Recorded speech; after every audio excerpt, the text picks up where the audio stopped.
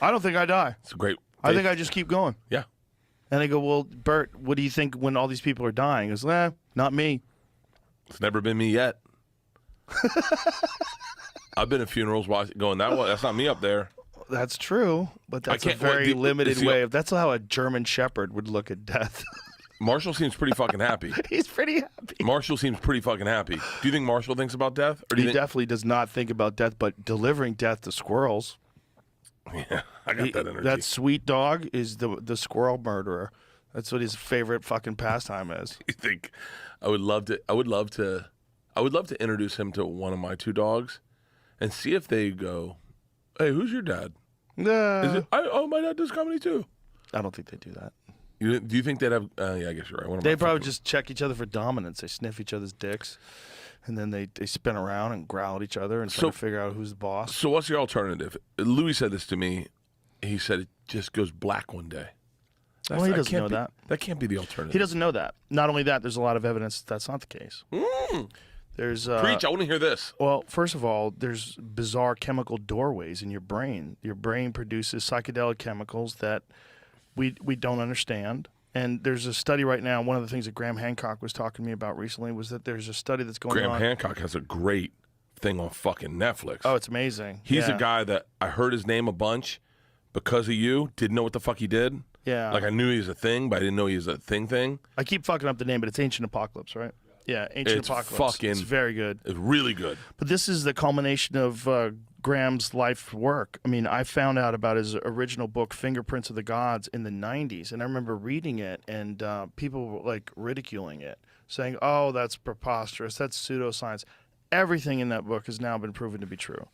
All of it, all of his hypothesis, and now it's correlated with data that shows about these asteroid impacts. And so Randall Carlson and him teaming together. So Randall's an expert on these comet impacts and the impact that it had in the Younger Dryas impact theory. And then Graham is an expert on these ancient civilizations. And so the two of them together have put together this very, very fascinating timeline of the rebirth of human civilization, which is around 11,800 years ago, that we got fucking rocked and it reset the earth.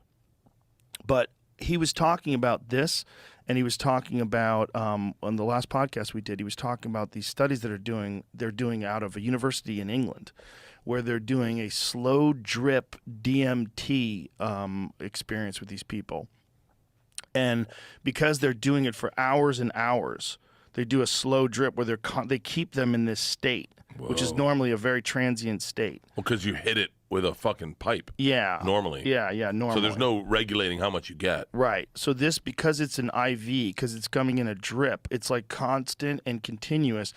And these people are going to the same place, and they're having repeatable experiences. So instead of having like a 15-minute DMT trip, which is a lot of people have, that's like overwhelming, you can't even figure out what's going on, then it's over. Instead of that, you're going to the exact same place over and over and over again and getting more and more comfortable with it and coming back with very similar stories. Really? So, yeah, it's a repeatable environment where they're encountering entities and they're trying to map it. So these people are doing these long-term studies with long-term experiments, meaning like not a 15-minute term, but like not a 15-minute trip, but multiple hours at a time. And they're coming back with like a map of the territory. So this is the concept. The theory that many people have is that death opens up a chemical gateway in the mind.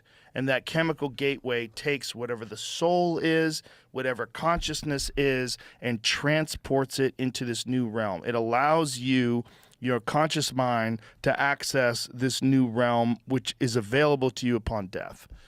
And so a lot of the ancient cultures that did ayahuasca and mushrooms, they would talk about this realm as being like a well of souls, that you encounter disembodied life forms, disembodied spirits.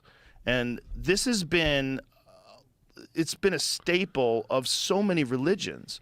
There's so many religions that talk about the afterlife. I mean, I get that you would want to come up with something like that just because you wanted to have some sort of a reason to keep going with a rational mind when you're dealing with this existential angst of a temporary existence and one day you're just going to be worm food. What's the point of it all? Why don't I end it now? Yeah. It's too much. Life is to live is to suffer. No, there's something waiting for you when it's over. And this is like, that's the carrot at the end of the stick. So a lot of people think, well, I'm too smart for that fucking carrot. Like, no. Life is suffering. Life is pointless. And It goes black one day. it's like what Bourdain did to himself. It's like there's like this romantic notion that some people have that to end this depressing thinking is like to do it, just to end your own life is the best way to just get through this. But they don't know. They don't know. Like, you don't know that you just go black. You have no idea. They don't And to know. say that is so foolish.